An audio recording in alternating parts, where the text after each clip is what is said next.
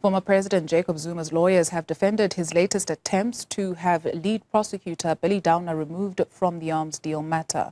Zuma believes Downer is biased and through the spy tape saga has displayed a political agenda which could prejudice his rights to a fair trial. The 81-year-old former president is facing charges of corruption, fraud and money laundering as well as racketeering, as Ziyanda Ngcobo reports. The legal representatives of former President Jacob Zuma believe they have a fighting chance yet again to have lead prosecutor in the arms deal matter, Billy Downer, removed.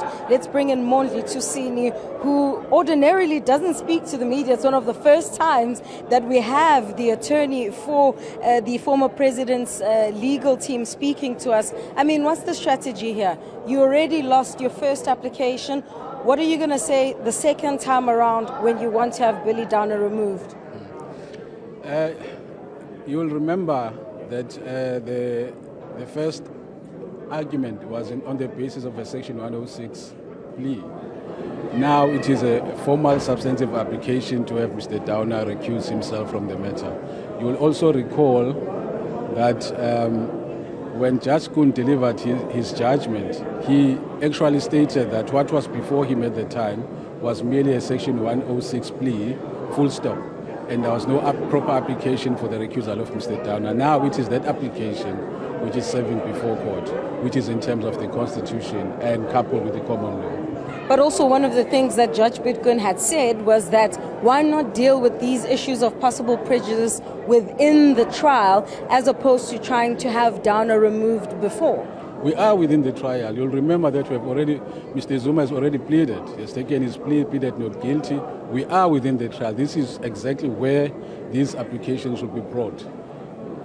And are you not concerned about further delays? Your client has always maintained that he wants to have his day in court, and yet when one legal expert at least is saying when you look at the estimations, we could only possibly see a start even in 2025 or 2026.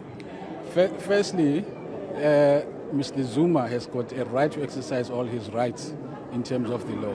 So if he does that, it cannot be interpreted as delay because we are already in the trial, we are continuing with the trial, so it cannot be said that it is a delay. Whoever interprets it as a delay is probably because he doesn't understand the processes within the Criminal Procedure Act.